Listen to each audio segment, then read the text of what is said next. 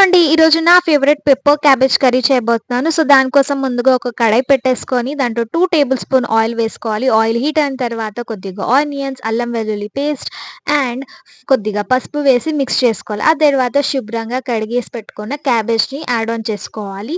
క్యాబేజ్‌లో water quantity ఎక్కువ ఉంటుంది కాబట్టి కాస్త మగ్గడానికి టైం పడుతుంది. స్లో మంట మీదనే మగ్గించుకోవాలి. సో, క్యాబేజ్ కాస్త మగ్గిన తర్వాత దాంట్లో పొడవుగా కట్ చేసుకున్న పచ్చిమిరపకాయలు యాడ్ చేసుకొని మిక్స్ చేసుకొని ఇంకాసేపు మగ్గించుకోవాలి. ఈ కర్రీ వచ్చేసి చపాతీ, రోటీ అండ్ రైస్‌కి కూడా చాలా బావుంటుంది. తర్వాత క్యాబేజ్ మగ్గిపోయిన తర్వాత సాల్ట్ అలాగే మెయిన్ ఇంగ్రీడియెంట్ పెప్పర్ పౌడర్ మిరియాల పొడి వేసి బాగా మిక్స్ చేసుకోవాలి. అండ్ ఫైనల్లీ గార్నిష్ కోసం కొత్తిమీర యాడ్ చేసుకోవాలి. అంతే పెప్పర్ క్యాబేజ్ కర్రీ రెడీ. నేనైతే ఇక్కడ పూరీస్ చేసుకున్నాను. క్యాబేజ్, రైస్ అలాగే పచ్చి పులుసు చేసుకున్నాను. మీరు కూడా తప్పకుండా ట్రై చేయండి.